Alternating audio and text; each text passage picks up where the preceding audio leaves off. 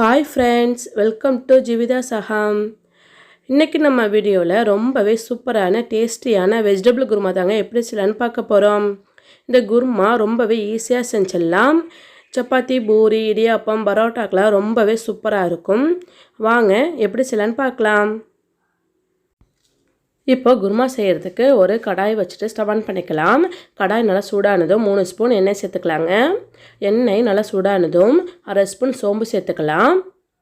சோம்பு சேர்த்துட்டு லைட்டாக பொரிஞ்சதும் நான் ஒரு 3 கிராம்பு, 2 ஏலக்காய், சின்ன துண்டு பட்டை, கொஞ்சம் கல்பாசி, ஒரு பிரிஞ்சி இலை, ஒரு நட்சத்திர சோம்பு சேர்த்துக்கலாம்.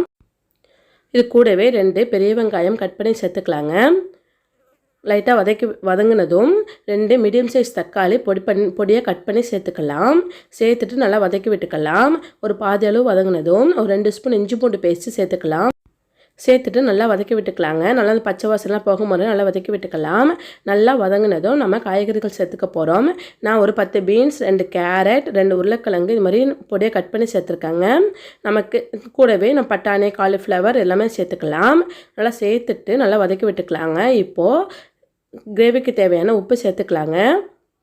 அதை சேர்த்துட்டு நல்லா மிக்ஸ் பண்ணி கலந்து விட்டுக்கலாம். அது கூடவே 1/2 ஸ்பூன் கரம் மசாலா, ஒரு 1/4 ஸ்பூன் மஞ்சள் தூள். நான் இப்போது குழம்பு மிளகாய் தூள் தாங்க 2 ஸ்பூன் சேர்த்துருக்கேன்.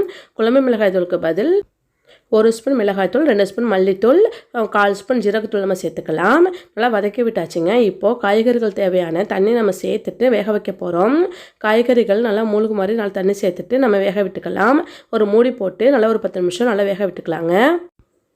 இப்போ ஒரு மிக்ஸி ஜாரில் நான் 1/2 மூடி தேங்காய் சேர்த்துக்க போகிறேங்க. நம்ம துருவியும் சேர்த்துக்கலாம். இது கூடவே 5-6 முந்திரி பருப்பு சேர்த்துக்கலாம்.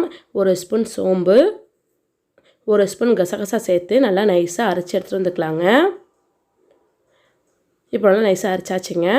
இப்போது நல்லா காய்கறி நல்லா வெந்துருச்சுங்க.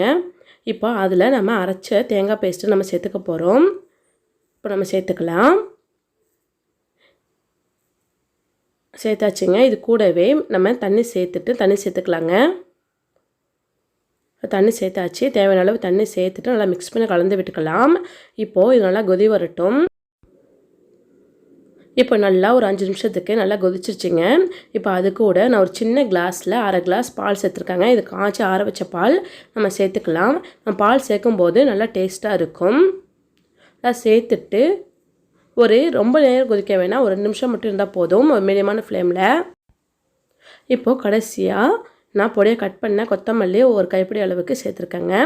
சேர்த்துட்டு நல்லா மிக்ஸ் பண்ணி விட்டுக்கலாம். அவ்வளோதாங்க, நல்லா மிக்ஸ் பண்ணியாச்சு. கடைசியாக இப்போ லாஸ்ட்டாக நான் ஒரு 1/2 ஸ்பூன் அளவுக்கு ஒயிட் சுகர் சேர்த்துருக்காங்க. நம்ம ஜீனி சேர்த்து மிக்ஸ் பண்ணி விட்டுக்கலாம்.